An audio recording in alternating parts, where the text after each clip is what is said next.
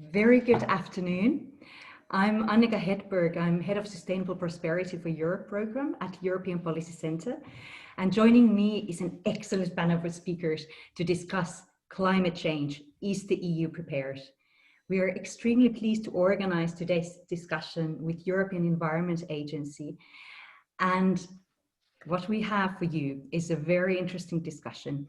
We have close to 300 registered participants, and we look forward to this exchange also with you. Just a few practicalities before we start. We'll start with introductory remarks, which will be followed with the Q&A. If you're interested to ask questions, there are two ways for you to do that. I'll give you opportunities to speak out, but you can also ask written questions in the space provided. But if you wish to do this, just please do keep your questions short. As for the topic of today, the EU has been rightly focused on mitigating climate change. And indeed, we must do all we can to reduce the pace and the scale of the effects. However, the reality is that the climate change is already affecting us and will continue to do so, even if we manage to reduce greenhouse gas emissions now. Thus, we also need to become more resilient in the face of climate change. We at the EPC, we've been working on adaptation over the years, and what has surprised us is to see how little attention climate adaptation receives. Thus, we're extremely pleased to organize this event on the creation of the launch of the European Environment Agency's 2 new reports on adaptation in Europe, and discuss the findings as well as the prospects for the way forward, including good practices to be learned from. To get us started, I'm happy to give the floor first to Hans Bruyninckx, Executive Director from the European Environment Agency, to present the findings of the 2 new reports. Hans, the floor is yours. Thank you, Annika, for this introduction and also for co-organizing and hosting the event. It's always a pleasure to work with you and your team. I will indeed introduce the audience to 2 reports which we are launching today. And to do that, I will start sharing my screen, as we are all used to do nowadays. Okay, are we there or not? Can you see my screen now?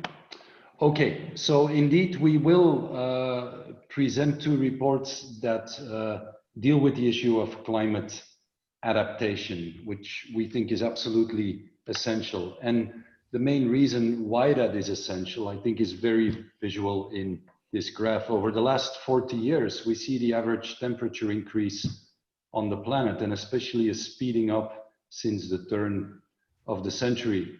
That means that we are not 5 till 12 when it comes to climate change, it's 5 past 12, to the extent that the temperature is increasing, and not only the temperature has an impact.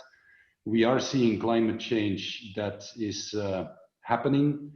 It will be an effect that is with us stronger and for a longer time than what many people would expect, which means that even if we have strong mitigation, and I think it's very good that Europe is leading globally with these new ambitions that are really setting the pace, we will still have to adapt. That is absolutely clear. And that becomes clear when we look at the map of Europe. Europe will get warmer, and we here look at 2 scenarios, the low to medium emission scenario, and that in all clarity are global emissions, not just European emissions. And that means that we would see temperature increases in Europe with a high emission scenario. Those are even more pronounced, obviously.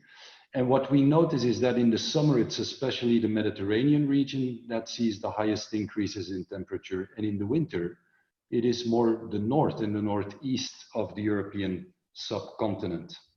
But it's not only temperature, which people intuitively talk about. It's obviously also precipitation. And when we look at precipitation patterns in winter time, and that might be surprising to some, we see a very significant expected increase in precipitation in East Central Europe, which will seriously increase the risk for flooding in that part of Europe.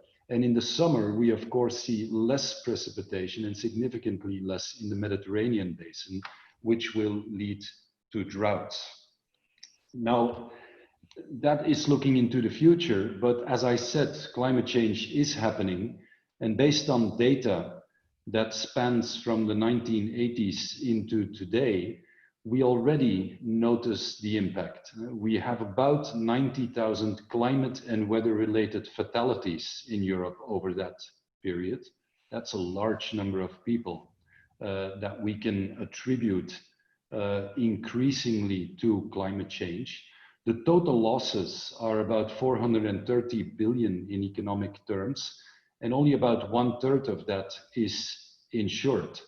And if you look at climatological heat wave events, which has the highest fatality rate, for example, there is hardly anything insured there. So the insurance industry, as we saw in the very recent report as well, is also trying to adjust and adapt its portfolio to these new risks.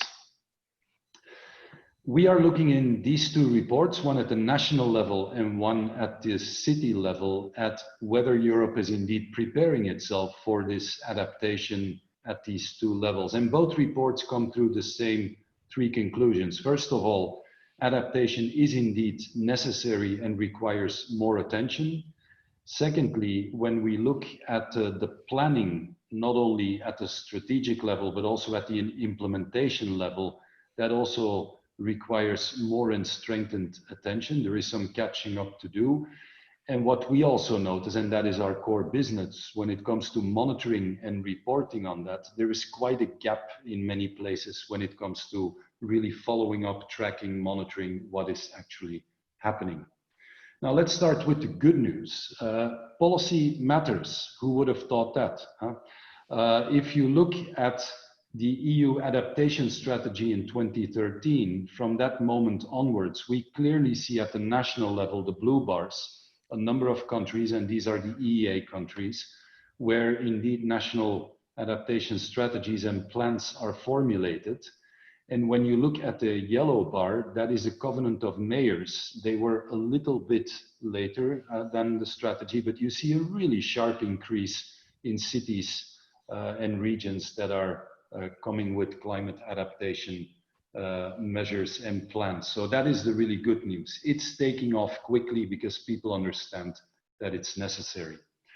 Now, if we look at this graph without going into details, it's when countries started to formulate their national adaptation strategies and plans. And the dark lines are the plans, the lighter ones are the strategies. And you indeed see again that after 2013, or in anticipation of European policies, you see a much broader uptake. What is a bit surprising is that some of the countries where the impact will be the largest, or is already the largest around the Mediterranean, were those who came on board later. So that is a bit of a surprising finding. But by now, also Croatia, which is mentioned here, still completely white, has formulated a national adaptation strategy. So countries are on board now. Time for implementation and monitoring at the city level. And here you see the most blue bars in the middle, and that is where cities are assessing the risks and vulnerabilities, which is the first step, often with local knowledge institution. They then come to identifying the adaptation options, and they then start to prepare the ground. Yeah? Where they lag a bit behind is the penultimate bar, implementation, which is normal. Implementation comes after you've done the planning. What we find a surprising finding, and is a bit concerning, is that the monitoring and evaluation is where they lag behind the most, which means that that is probably also not taken up as a fundamental and essential part of the preparing the ground. So this is a strong plea also to actually take that up a bit stronger, because at the local level, it's important to know what you are investing in. And what most of the cities are investing in, according to our data, is indeed what we call mostly soft measures. social measures, institutional measures, planning, incorporating it in planning documents, management systems, community engagement and education. Yeah, less so in what we call structural measures, and that is transforming your city in, for example, the creation of green spaces or in flood defense mechanisms. So again, I think there is a bit of catching up to do in the concrete, and I don't mean that in concrete as the material, but concrete on the ground measures on top of the soft measures. The two key messages are actually that we need to change how we build cities or how we transform our cities. And one element is green spaces in cities. And this is a map that shows the surface area of green spaces publicly available per inhabitant in Europe's core cities. And you notice the Mediterranean and the southeastern European regions, two regions really vulnerable to climate change, where there is very little of that space available. So really investing in that space in cities has a lot of benefits when it comes to heat, dealing with heat, when it comes to allowing citizens who often live in smaller places that are difficult to live in heat waves to go outside. And there are a lot of co-benefits, air pollution benefits, noise pollution benefits, well-being of people. So this is a win-win type of investment in our cities.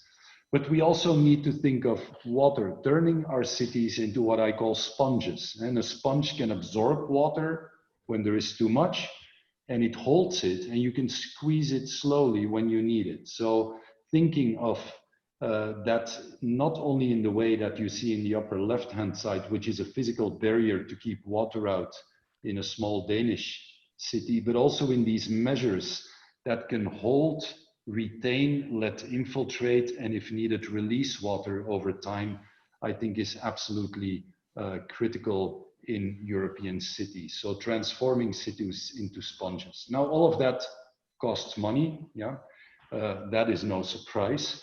So we also checked whether countries at the country level have data on the investment needs for adaptation, the actual spending on adaptation, and what they are planning in terms of expenditures. And the purple color is that there is little or no data. The green is there is better or really good data. The maps are all mostly purple, and you have already noticed that it's only the Netherlands that is green on every map. So there is quite a bit of catching up to do also there. That is at the national level. If we look at the city level, the most pressing need there, the barrier that is mostly mentioned, is budget capacity. And if we then look at the right-hand side, that is understandable. Most of the measures are indeed locally funded with rather little national or subnational intervention, and surprisingly little public-private partnership. So coming with an investment agenda for adaptation in these multiple levels, we think is an absolutely critical step forward in planning and in policy making. If we look at the supporting factors at the local level, it's land use planning, community engagement, political engagement. Those are the things that are mostly managed. And we all know that land use planning is a very critical and sometimes tricky issue locally. So this is really needing attention. And that means indeed that you get the political engagement at that level, and that you can engage with the community to absorb the measures that are sometimes physical measures in the area where people live. Those are some of the key findings. Then what is also clear is that adaptation as a policy domain, I think, benefits from strong policy attention and having a needle on the compass that actually points in a certain direction. And we have that increasingly at the European level since 2013. And now we know that early next year, we will get the next step there. We think it's really needed, yeah. And we hope that the attention will be strong on the things that matter. And we also see that at the global level, that this is creating more and more policy attention with the Sendai framework, but also in many ways in the Paris Agreement. So overall, what I would like to say is that we see very positive tendencies in Europe. There is a lot of catching up to do still, to go from planning to implementation. In many ways, there is a knowledge gap and a monitoring and reporting gap. And I think cities, regions, but also countries could benefit greatly from having more of a mutual learning type of approach to these types of issues. And we are, of course, happy to work with the multiple layers of governance in Europe in support with the data and the knowledge that we have. And when I say we, it's of course primarily the team that has done these reports in the agency and in our ETC. So a big thank you to the team, and over to you, Annika. Thank you so much for this overview of the state of play, as well as the challenges and some of the possibilities that come with adaptation. And this is surely helpful also as the Commission works on its new climate adaptation strategy. So it provides us a very good bridge for our next speaker, Mauro Petriccione, Director General, DG Climate Action at the Commission. We look forward to hearing what are some of the EU policy developments around climate adaptation. Thank you. Thank you very much, Annika, and thank you to the EPC and to the EA for this invitation. Very timely, very useful. At a time when we are reviving in a big way the debate on mitigation, it is good that we reserve its right space to the debate on adaptation. Look, the first thing I would like to say is, again, thank the EA for these useful reports. They're very timely, they're very useful. Hans gave us a bit of a bird's eye view. Unfortunately, they don't surprise us. We wish to have found at least some good surprises, but I think that confirms what we were seeing through different sources. But let's move on from there. I have 5 points to make, and I can speed up through many of them because they basically overlap very, very closely to what Hans said when describing the report. I mean, first of all, adaptation policy and practice are progressing. The evaluation we did last year of the 2013 strategy shows that that strategy was successful. It was successful in promoting a culture of planning. And you've seen the figures on how many member states and cities have now plans. It was successful in promoting a culture of exchange of views on adaptation. It put the nation on the map of experts, policymakers, decision makers, and in creating mechanisms for people to get together around the issue of adaptation. So far, so good. And this is a good thing because we will need to adapt. As I said, we are doing what we must do on mitigation.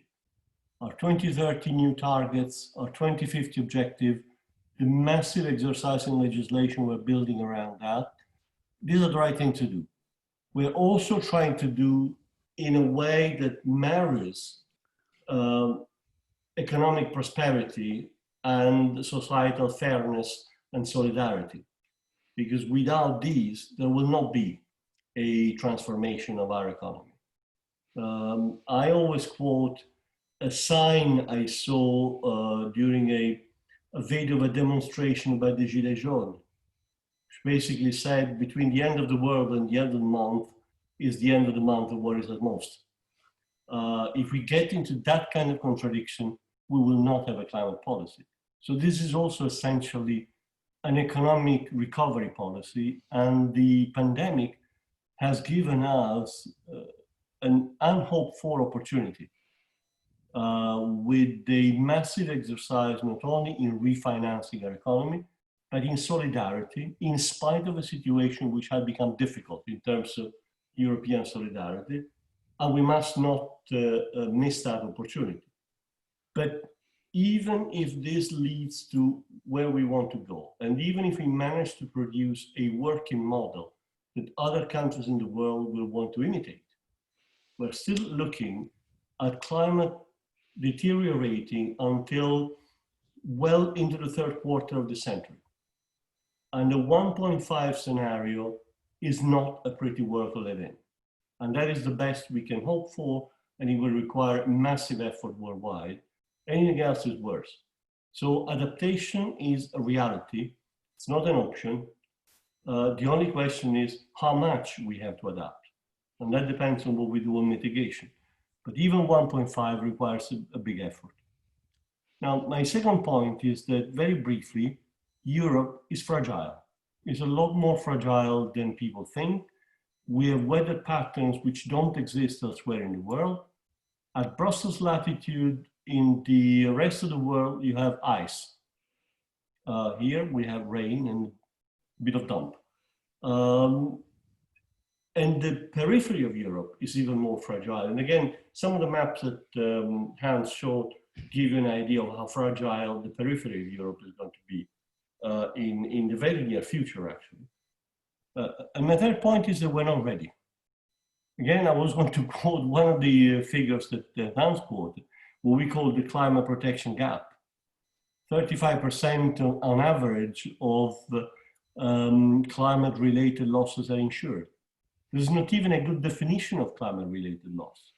What's the difference between weather events, climate change, and acts of God?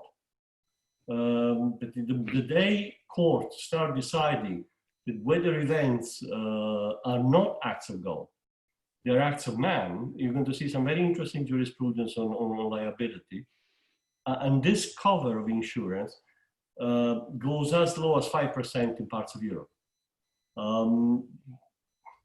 But beyond that, our industry, our mobility, our agriculture, our forests are simply not adapted. If you look at forests, our carbon sink that we are so proud of has been deteriorating for 5 years now, and in the past 2 years, very seriously. Fourth point, what you mentioned earlier, our new adaptation strategy. We have now gone through an open public consultation. We are analyzing over 1,000 contributions, and they are all very substantive contributions. Then we will draft the strategy and see what measures it is appropriate to propose already in parallel to that strategy. We need to, at the same time, we are bringing adaptation into a raft of policy strategies that the Union is developing. The forest strategy, the biodiversity strategy, farm to fork, the renovation wave, and we are strengthening our ability to do research and innovation with the dedicated mission adaptation in Horizon Europe. The priorities will be insurance, how we socialize the losses in a rational way. Our forests, our agriculture, our ecosystem. We're setting up a EU observatory on health and climate. Again, something that Hans underlined, more and better data. We desperately need much better data and much more data than we have today. Infrastructure proofing is going to be another priority. Our infrastructure isn't built for the climate we're going to face, quite apart from the fact that much of the European infrastructure is post-war, and therefore it's already reached its normal age limits without the addition of unusual stresses. And a lot more with cities and local authorities. That is the key to adaptation. Much of the action is local action. It has to be supported at the national and European level. And you will have, and my last point is on action. Just 2 points. You will see that we will carve a space for adaptation in the national recovery plans under Next Generation EU. We've had some preliminary conversation with member states, and we are encouraging them to spend some of these resources on that part of adaptation which gives you a long-term resilience of the entire societal structure, including our economy, including our ability to continue to be a productive strategy in the future. And we're trying to bring the same principle into our external action, working with our colleagues in digital development to mainstream adaptation is one of the key elements of our bilateral assistance. This is coming up very quickly, the political agenda of multilateral climate negotiation. It was clearly on the table in Madrid. It will be even more on the table in Glasgow. And Frans Timmermans has made himself a paladin of the fact that we need to listen to developing countries on adaptation, and simply talking to them about mitigation is no longer an option. I'll stop here. If there are questions, I hope we have a bit of time. Thank you. Thank you so much for this overview, and it's good to see what the reality on the ground is and some of the challenges that we really do need to address. I pick on what he said about the need for local action. As our next speaker, we have Markkula, Vice President for European Committee of the Regions. And indeed, we hear the role that local and regional layers play in adaptation. So it's very interesting to hear from you. What are some of the lessons learned at the local level, and what are some of the prospects for the way forward on which we, and what we should be building on as we are aiming to improve climate resilience across the EU? Thank you very much, Markku. Okay, thank you. I'll just highlight a few of the key messages, and maybe good to start very timely with your report. So we are actually just yesterday, today, and tomorrow having the Committee of the Region plenary. A few people in Brussels, but 300 around members, Committee of the Region members around in Europe. So we are operating virtually very much, all kind of hybrid meetings.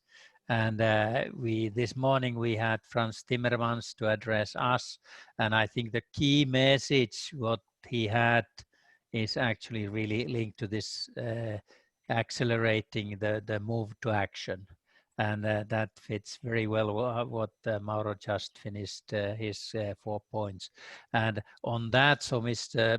First Vice President Timmermans, he stressed the crucial role of the Committee of the Regions being the Commission channel or the Green Deal channel to cities and regions. And that is exactly what we are having, and what we can and will contribute more by the help of cities and regions, because we all the time we want to stress the multi-level governance. So the action happens at the city level, but as well as what Hans showed on some of the statistics. So there's yet too little this public-private partnerships, or public-private people partnership, but especially the role of industry is so crucial in the investments, and especially how we make the change transformation from using coal or using the different heating, cooling systems,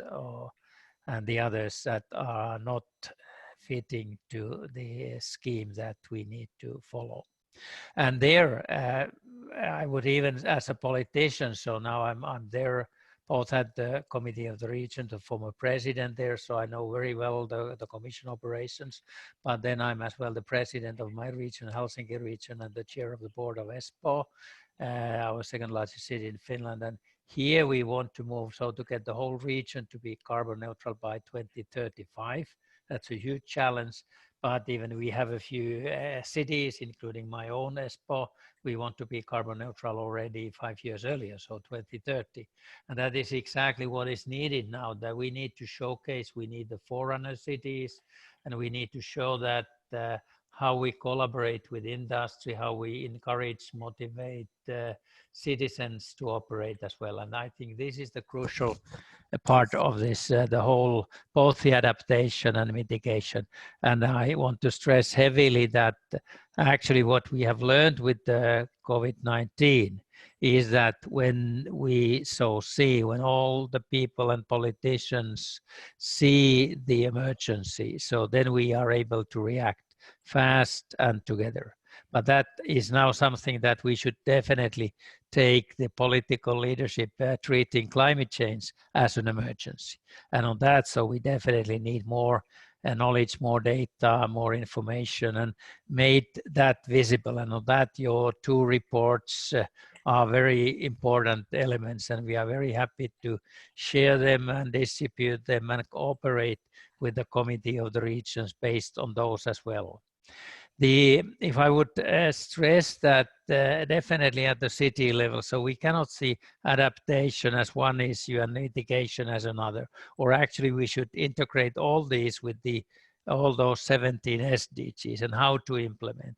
And now one of those challenges is to get the cities write their voluntary local reviews for the UN purposes and for the distribution around the world, and what is done and how we can make these all happen, not alone as city decision makers, city civil servants, but together with industry and universities and businesses. I think this is very crucial.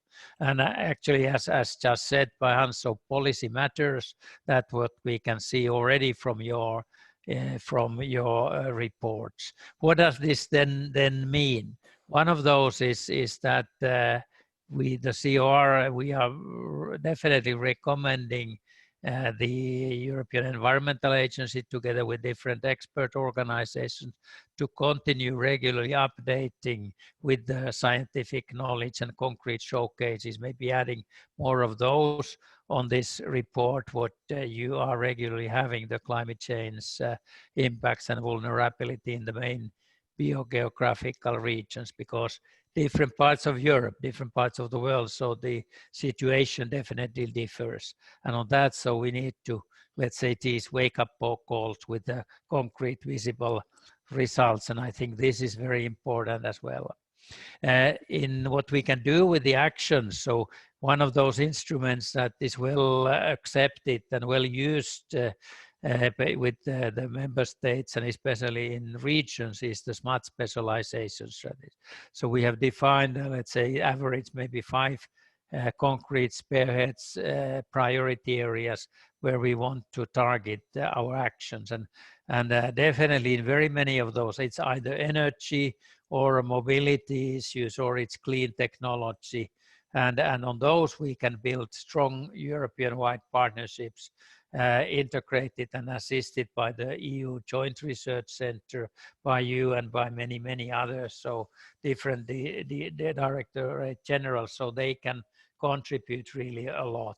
And that can be then more concrete coming from the bottom up, can be linked to the EIT activities.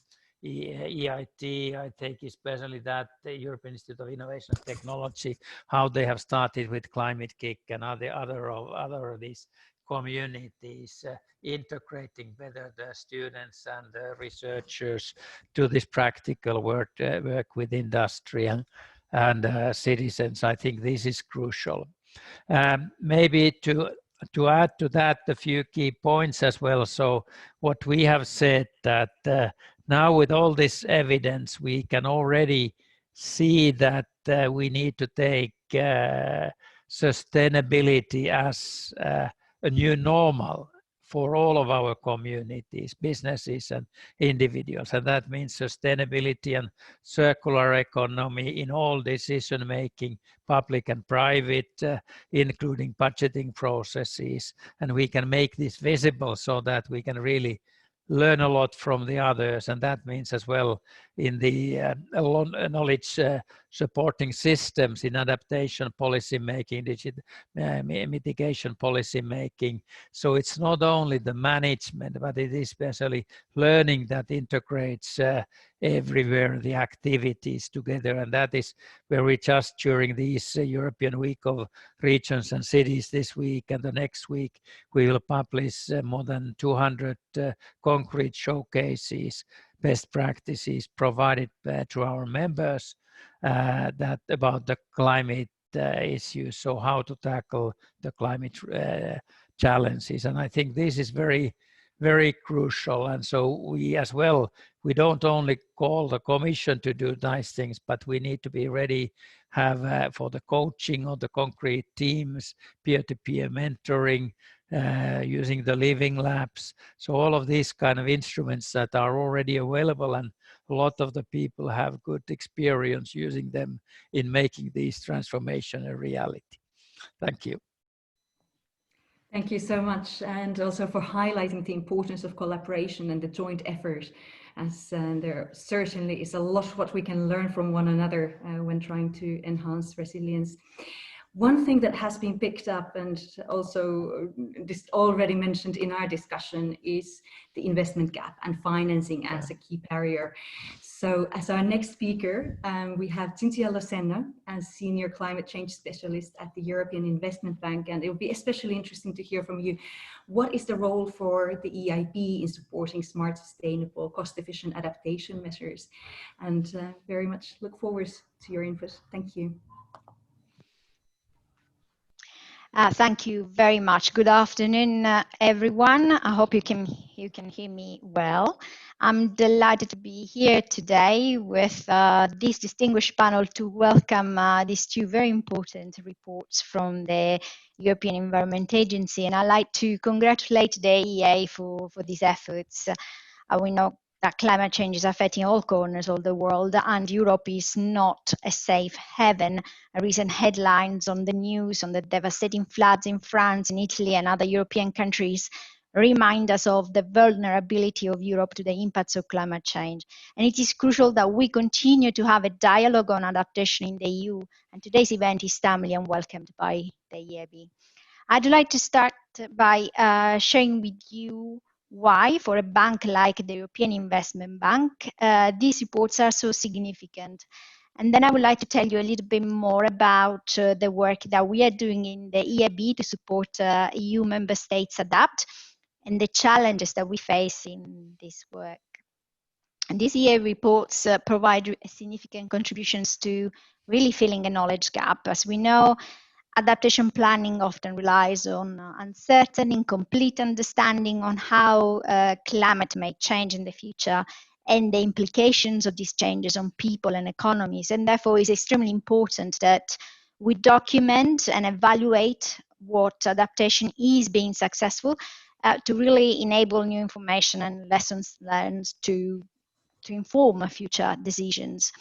This information is for us key because it guides us in our dialogue with member states and help us define better our activities in support of the EU member states' objectives on adaptation and resilience. I really welcome the recommendations of the reports, and in particular, I find very powerful the suggestion of defining a small set of European adaptation indicators that would complement national indicators. For example, using indicators that have already been prepared for the Sendai framework for disaster risk reduction or the Sustainable Development Goals. And we hope that these recommendations will find their ways to the ongoing process for a new EU adaptation strategy. So once again, thank you very much, EA, for these efforts. Now, I would like to share with you the work that we are doing in the EIB to support adaptation in the EU and globally. In November 2019, the EIB committed to a new level of ambition on climate action and environmental sustainability. And we committed to align all financing activities with the principle of the Paris Agreement by the end of this year. We committed to dedicate at least 50% of our financing to climate action and environmental sustainability by 2025. And we committed to help unlock at least €1 trillion of investments dedicated to climate action and environmental sustainability from public and private sector by 2030. So we've been very busy with turning this ambition into a reality across all our activities, and are developing our roadmap, the Climate Bank roadmap, to guide us through this transition. Adaptation to climate change is a key pillar of these commitments. It was a key pillar back in 2015 when we had agreed on a climate strategy, and it will be so also moving forward. So the way we support adaptation in the EIB covers at least 3 levels. First of all, we screen all our investments for fiscal climate risk and work with our clients to ensure that our investments are more climate resilient. And in order to do so, we had to develop our own business processes and institutional knowledge to be able to systematically assess how climate change may affect the performance of an investments, and therefore also devise options for adaptation at the project level. Secondly, we are looking more and more at investing in climate resilience opportunities. And by opportunities, we mean the technologies, the products, the services, and the engineering solutions that can remove barriers to adaptation globally. And we think really the EU plays a key role in driving forward technological innovation in a number of sectors, from crops that are more resistant to droughts and floods, to water-saving technology, satellites for Earth conservation, and so on and so forth.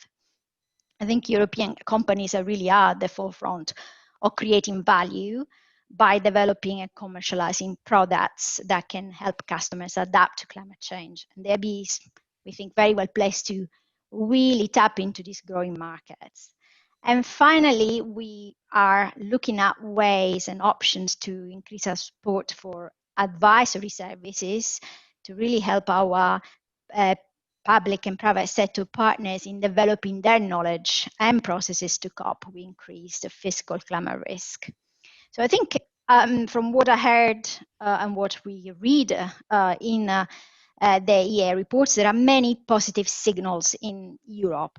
There is a commitment of an organization and others like the EIB to support more and more adaptation. There's increased awareness and more structured approach to setting adaptation ambitions on national levels, increasing efforts to translate this ambition also at the city and local level. There is a new EU Adaptation Strategy at the horizon, and this certainly will shape a common vision for the EU. So these are all very positive developments that will help Europe to build greater resilience. But there are still many challenges ahead of us, and I'd like to mention at least three, and some of them have you already heard from previous speakers. So the first one is a very technical, and pardon me for that, and very practical. And it is to do with the way we design our infrastructure in the EU. Now, we know that we rely on infrastructure for the functioning of our economies. And we also know that economic losses are expected to be the highest for infrastructure sectors like energy, industry, transport. And these are also key sectors for the solution to the carbon problem. So they are key for the transformation of our economies to a low carbon economy. Yet, most engineering practices in Europe rely basically on standards and codes that are based on historical data, and they're not forward-looking. And this is an issue because it means that some of the speakers have previously mentioned, our infrastructure is not ready. It is not prepared to cope with the future climate. So it is key that we in the EU show leadership in this area and come together with the industry associations and engineers to really improve the way we build in the EU and ensure we do no longer lock vulnerability in new infrastructure. This is for us, we see it as a key challenge in the work we do every day. The second challenge, again, has been mentioned before by other speakers, and is really to do with having a clear investment agenda. Whilst we see development of robust low carbon plans with detailed investment needs, this is just not common practice on adaptation at different levels of governance, whether at the city level or even at the business level or at the region level and so on and so forth. And this hinders the ability of institutions like the EIB and other financial institutions to really provide targeted support to different partners. And the third challenge is to do with engaging the private sector in adaptation. This is crucial. The financing gap will widen in Europe because of the ever-increasing needs for climate action. And of course, now even more so because of the ongoing pandemic. Public finance is increasingly being directed towards climate action, but private sector finance is really key and harder to identify, especially for supporting adaptation and resilience. So engaging the private sector is key in this context. The EIB contributed to the landmark EU taxonomy for sustainable finance by establishing clear and robust definitions of green investments, including investments that make a substantial contribution to adaptation and investment that do not undermine the ability to adapt. I had the privilege to chair the group of experts tasked to develop the taxonomy of activities that contribute to adaptation, and I was fortunate to work with the EA experts, from DG Clima and other thought leaders in this. What came out as a result is a common rule book that will definitely help channel financial resources to a multitude of projects needed for building resilience, and of course also for supporting the temperature goals in line with the goals of the Paris Agreement. Now that we have a clear language on what is adaptation, we need to work collectively to engage the private sector and really accelerate the development of solutions. So that's all I wanted to share with you today. I'm interested to hear the views of the panel and audience on these challenges and how national EU level policies can help overcome these barriers. I thank you for your attention. I really look forward to our discussion. Thank you so much. I'll be happy to give a chance for Hans to react should you wish to come back to anything you've heard so far in the panel, and then we'll take some questions from the audience. Thank you.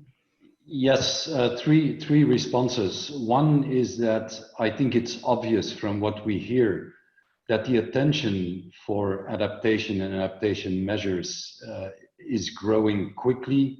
The understanding that it is a full piece of the climate puzzle in its own right, and that was rather different not so long ago. So that is really good. The second thing for me is that everybody understands that the proof of the pudding will be in the eating, and that is the concrete measures of various types on the ground. And here a little remark, I do agree with Mauro and also with a lot that Markku said, that often it is local, but at the same time, I think we need to think in a sort of a connected approach of local initiatives. Think of coastal defense through nature-based solutions. That is local, but it needs to be connected. Or what we do along river basins, that again needs to be connected to avoid downstream, the downstream price for upstream measures, or the other way around. So I think indeed local, but thinking of it as a web, as an interconnected network of measures, I think would be a good step. And then the third thing, which we all emphasized, is that we need to translate this maybe less obvious part of climate policy, which is deeply connected to other policies, as we know, biodiversity and other policies, that we need to translate it into a financeable set of investment portfolios. And I think those three things are clearly on the table now, and that's a good basis to build for the next strategy and implementation. Thank you very much. Mauro, you wanted to jump in as well. Thank you, Annika. Very short point, but also goes to some of the questions I've seen on the chat. If we continue to consider adaptation as repairing damage, we're condemned to bankruptcy. We will not do it. We will never look at the moment. Member states, by and large, are not paying for the disaster caused by climate change. Some of them, my own, for instance, are trying to do it and spending resources that they need elsewhere. We have to find a way to make adaptation is going to be part of our life for the next 50, 60 years in the very best of circumstances. We have to bring it into the core of how we run our society. The insurance is a getting point. What do you do with damages? You socialize them in a way that repairs the damage for the people affected at a minimum cost for society. We have to, in our investment for mitigation and for productive activities, we have to build resilience in. We have to start from the principle that, I'm sorry, when you choose technologies that produce too much heat, not only that heat is probably wasted energy at the very least, if not producing CO2 emissions, but you won't have the water to cool down your plants. You have to bring the notion of adaptation into how you make the basic choices of our society and our economy if we want to fix this problem. It's not obvious, but the reason why I insist on the local level, and I totally agree with Hans' view of the connection, is because at the local level, local administrators see these connections between different factors and the ordinary life of their city, of the citizen, much more clearly than we do at our level. And there is a reservoir of understanding on how you tackle adaptation, which can be used elsewhere. And then it means also bringing in private investment.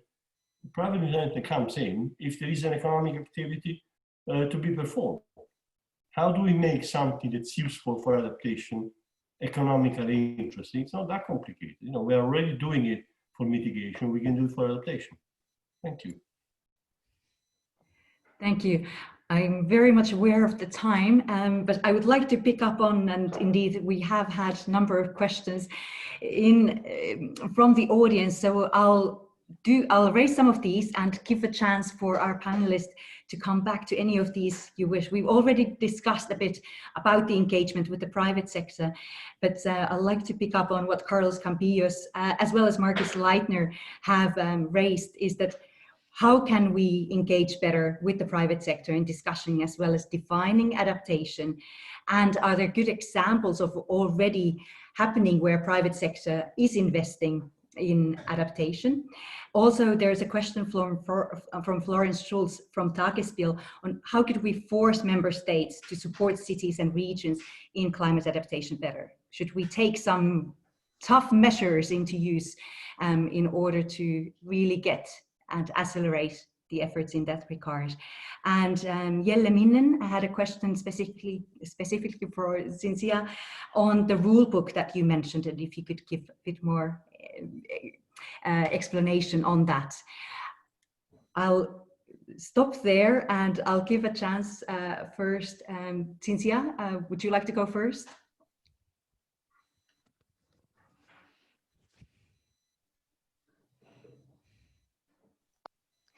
Certainly, thank you. So I will start with the rule book question. This is the EU taxonomy for sustainable finance, which is basically a list of criteria that can define what is a green economic activity. And it was developed by the technical expert group on sustainable finance, which was appointed by the the European Commission, and of course, DG Clima played a key role in this work. The report of the technical expert group is available on the European Commission website. And the group of experts produced a final report with the criteria that define which activities, economic activities, can make a substantial contribution to adaptation, and which activities can make a substantial contribution to mitigation. And the approaches are very, very different for what's defined as an economic activity that can make a positive and important contribution to mitigation, and what really does contribute to adaptation. For adaptation, this is the bit where I'm going to focus for the next minute. It's all based really on the how that economic activity is carried out. And the taxonomy makes the difference between activities that are adapted, so any activity, economic activity, whether it is shoe manufacturing or whether it is crop growing or transmission of electricity, in order to make substantial contribution, adaptation must be adapted to future climate. And this was really an effort from the technical expert group to highlight the importance of forward-looking planning in all the activities that we carry out.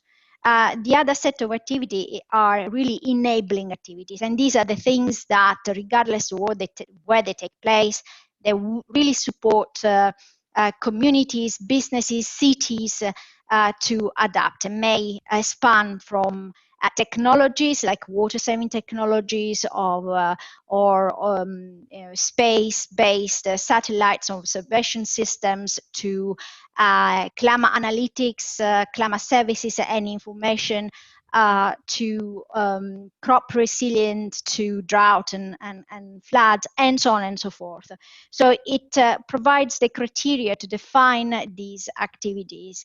And I think this is an area that is particularly interesting for the private sector, because it really gives a sense of what opportunities are there, what new markets are emerging, where investments are needed, are required to really accelerate adaptation solutions. Now, Annika, I don't know if you would like me to answer any other question, but I think I leave the floor to others to contribute. Thank you so much. Markkula. Yes, thank you. Just in brief, a good concrete example of that, how to attract the industry.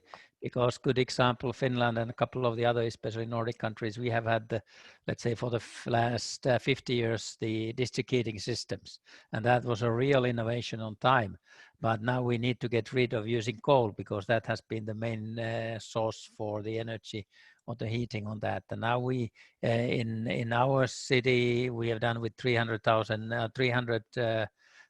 inhabitants. So we have done a kind of joint concrete action plan for the next 5 years with the largest energy companies, with the several small companies, and integrating. So there's more or less around 12 parallel activities going on, including how to turn the district heating system to have a cooling perspective integrated, how to use more geothermal, both the building specific when we construct new shopping centers and so on. So we take that in active use. We have the close private investment close to 7 kilometer deep holes. So to get 10% of the whole heating energy for the city out of that. We of course integrate heat pumps, data centers. We can get a lot of extra heat from the wastewater treatment plants and so on. So there's many of those, and so they are part of the company's businesses, and they look on a long term on that, but the city as well. So we are operating on that. There in some investments, there is EIB money as well. So that's very much to go on, and now we look especially the recovery financing, though that we can accelerate this transformation. Thank you so much. Mauro, would you like to make final remarks? Thank you. Again, on the question of investment, just 3 examples off the top of my head, all related to the use of land. Forestries, I mean, managed forests can be criticized. We have an issue with sustainable management of forests need to be improved, but a commercial forest does not produce money if it's not cared for. Now, those forests aren't going to stand much longer the assault of raising temperatures, drought, forest fires, and pests that we are importing from hotter countries. They need to be adapted. Some of these forests were planted 150 years ago. They're no longer adapted to what's happening to them. There you have a keen interest of private investors to invest in adaptation. Do they have the knowledge they need? Not yet. It's an issue which is exploding now, but a lot of people are investing, first of all, in knowledge. Agriculture is an easy case in point, but agriculture can also be encouraged. One activity that we will be launching during this mandate is carbon farming and certification of carbon removals. You can have better agriculture, better retention of carbon in the land if farmers play a role. Now, if they have to play a role which is useful to society, that's a service to us. Services in a market economy get remunerated. So we have to find a way to remunerate this services by farmers, and there you will have productive investment flock into that because there will be honest money to be made. And lastly, the food industry. I mean, the food industry has understood that, first of all, how short-sighted it was to throw water and energy at a problem. Secondly, they've understood that our people are not prepared to let our agriculture go down the drain and import the entirety of our food. That was always pretty clear. So the food industry worldwide, including in Europe, is looking seriously at what do we do? How do we keep, instead of moving our production or changing it in a way which has proven to be unsustainable, how do we keep our production active, investing in adaptation?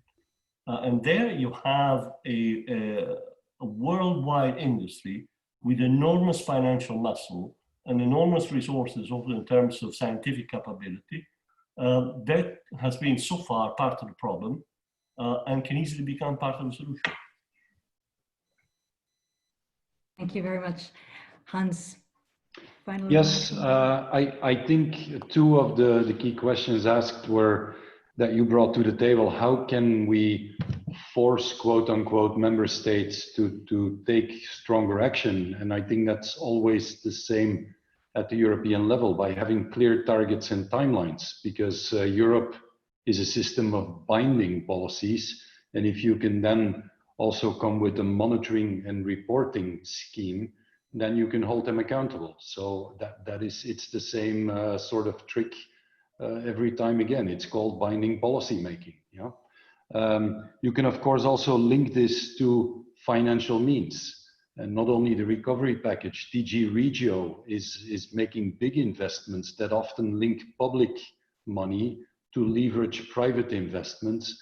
We are looking more and more at the European level to embed green and sustainability goals in that. We could look at how climate adaptation is embedded in that.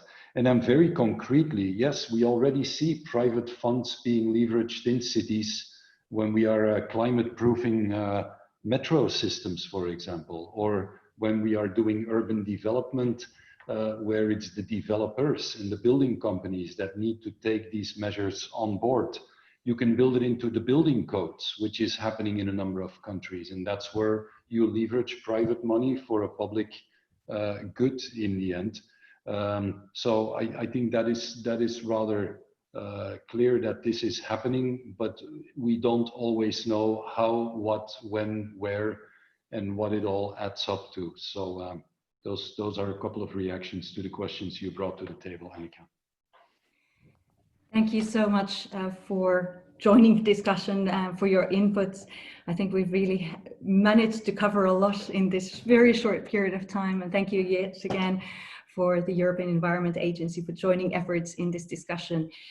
I think that what we have shown and demonstrated in the discussion today is that clearly progress is happening, but much more needs to be done. And we've heard that we need to mainstream adaptation across policies, but it's also, I think it's good to keep in mind that adaptation should not be looked separate from the other actions that we're taking. Adaptation at its best can really provide multiple societal benefits. It can provide benefits for environment as well as for climate. And one of the questions posed was that how do we create this narrative where adaptation and mitigation are not seen as opposites? And in the end, a good adaptation is also contributing to tackling climate change and addressing the challenges that we face there. So that's the big challenge that we face at EU. How do we create the best policies, and how do we put forward the best measures? And there's a lot we can learn from one another. There are efforts being taken across different sectors at a local and regional level from where to learn from. So we at EPC, we're very much engaged in this discussion and hope to continue bringing experts together to discuss the topic, as we believe that this is a very important part of the puzzle. And thank you yet again for the EEA for joining us in this effort, and wishing you all a very good afternoon. Thank you. Thank you. Thank you, Annika. Thank you.